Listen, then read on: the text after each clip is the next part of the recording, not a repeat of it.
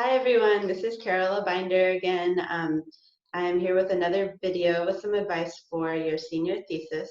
So this video is just going to be a refresher on some of the kind of very basics of Stata, in case it's been a while since you took econometrics and you might be feeling a little rusty.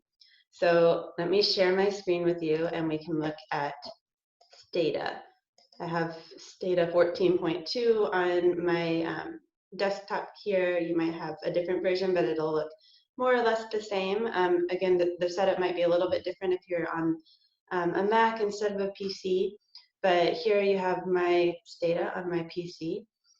And if you look at the bottom, it says command. So this is the command line down here.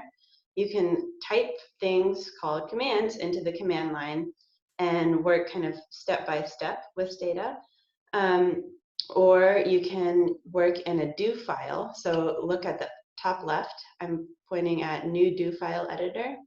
If you click on that, what you come up with is a little do file editor, and that lets you start writing a do file, which would be a whole collection of commands that you could run all at once. And so you're mostly going to be working in the do file editor for your thesis, but sometimes you might be using the command window just to look at parts of your data and things like that. So let's see some other parts of what we have here in Stata. You have all of these menus at the top. They're different drop-down menus that let you do things in Stata that you could also do in your do file by typing commands, but sometimes you can also do things through your drop-down menus. So for example, if we wanted to import some data, we click File and go down to Import, and maybe we have an Excel spreadsheet that we want to import. So you would click on that and it would guide you through importing some data from Excel. There's also, once you have data loaded into Stata, you can also graph things directly from the drop-down menu at graphics. Say you want to make a bar chart, you click on bar chart, and again, it'll guide you through it. So you might start by making different graphs and doing things with these drop-down menus, but then you're going to ultimately want to paste the commands that the drop-down menus would have used into your do file, so that if you need to just make a slight modification of your graph, you can change small parts in your do file and not have to go through the whole drop-down menu again. Okay. This will all be a little clearer once we actually put some data in here and start looking at it. So, and once we have data in the top right here, you see variables, and there'll be a list of the names and the labels for all the variables in my data set. So let's go look at a data set that I want to use for some examples. So I'm going to now share Excel with you. Here is an Excel file called macrodata.xls, and this Excel file was downloaded directly from Fred, which is a data set that, or not a data set, but a website that macroeconomists almost always use to get time series data sets.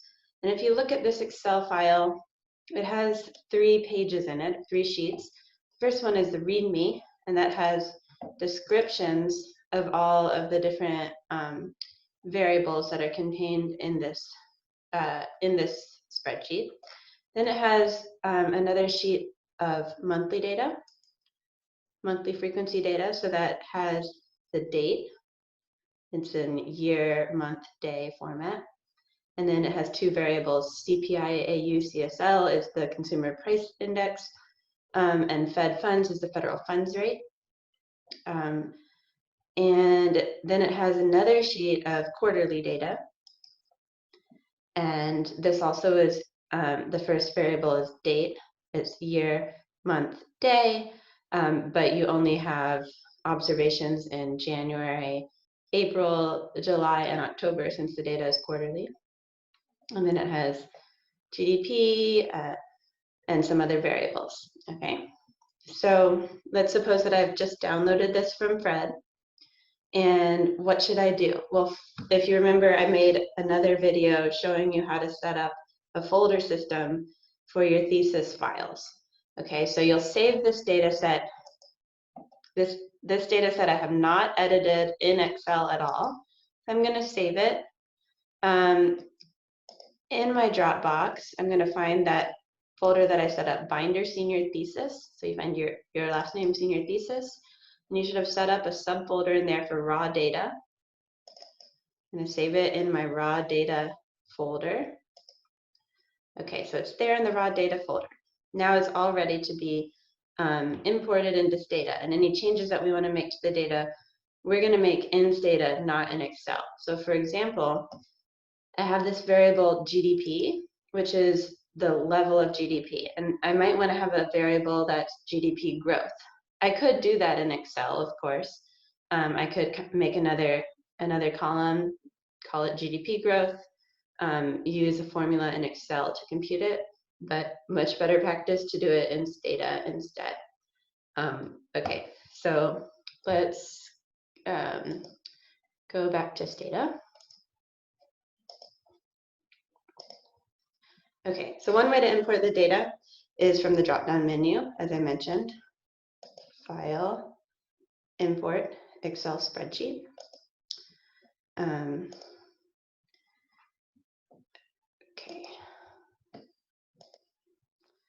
Okay, so now if I go to, I'm going to click Browse, and I'm going to find that Binder Senior Thesis, raw data, macro data.xls.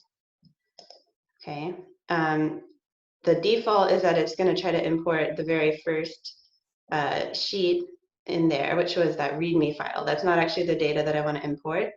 That's just the information about all my variables. Okay, so it's going to work better if instead, let's say I want to work with the monthly data first. Okay, so instead of worksheet being the README, the worksheet I'll pick is the monthly data. Okay, we're getting a little preview down here that you can see of how your data will look when it's imported. And so if I were to say okay and import this, my variables would be called A, B, and C, and the first observation of variable A would be date.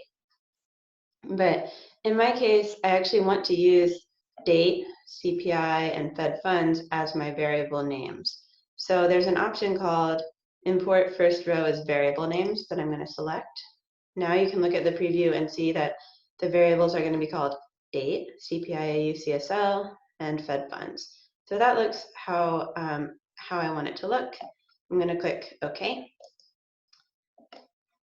All right, so what we see here is if we look at our list of variables, again in the top right corner, we see that we have 3 variables now: date, CPI, AU, CSL, and Fed funds.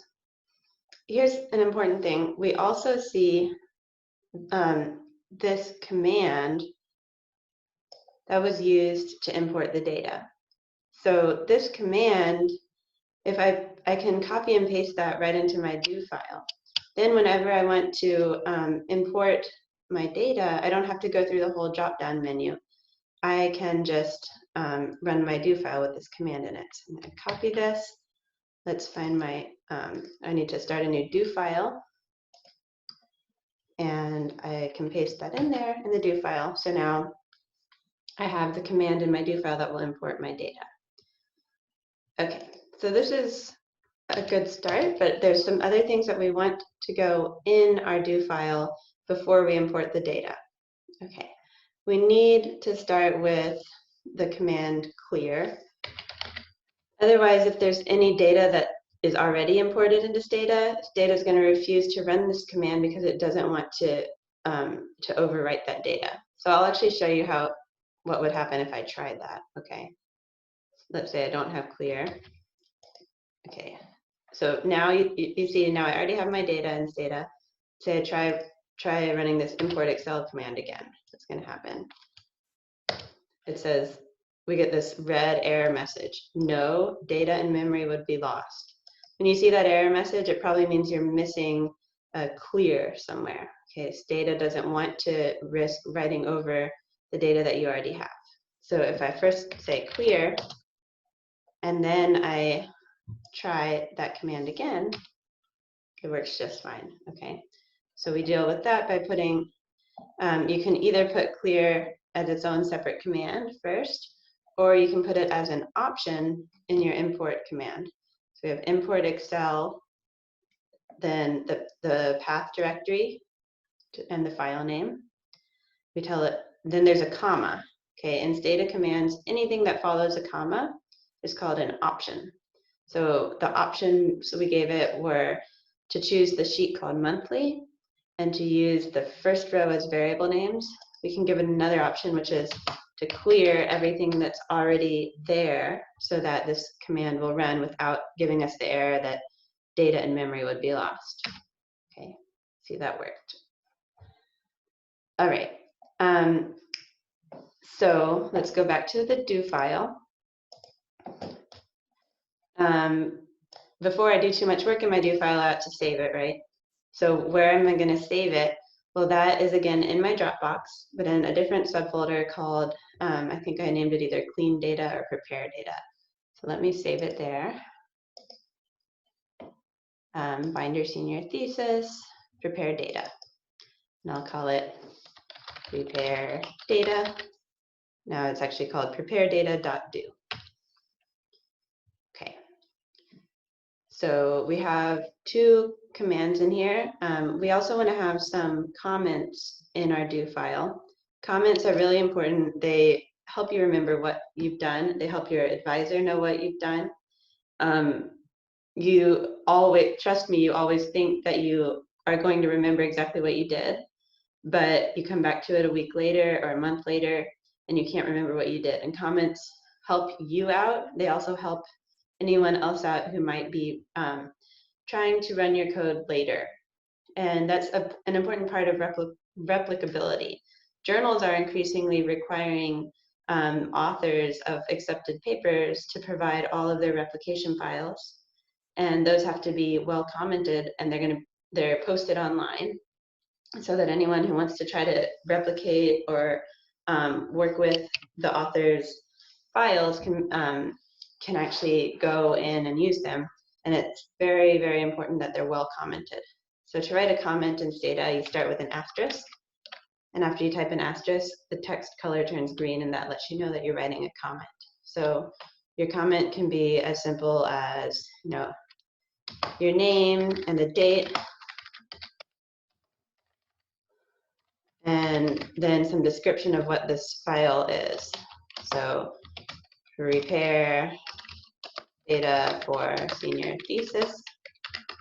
It's a comment just of what this file is, and then later as I go do things in the file, I can also add comments there. So if I wanted to be a very thorough commenter, I could say import macro monthly time series data from thread. Okay, and then I know that that's what I'm going to be doing in that next command. Okay, so if you notice, when I did this import Excel command, I was not able to just tell it the name of the Excel sheet, macrodata.xls. I had to actually specify the whole folder, like the whole directory, telling it where that file is stored. So it's stored in my Dropbox in the Binder Senior Thesis folder, the raw data subfolder. In many cases, you'll be working with a lot of different files that are all in some, all in that same directory. So what you can do is tell Stata that you want to work inside that folder. And what you do is set the current directory to that folder. So there's a command called cd, which stands for current directory. So cd, and after cd, I'm going to give it this whole name of users, cbinder1, Dropbox, Binder Senior Thesis, raw data.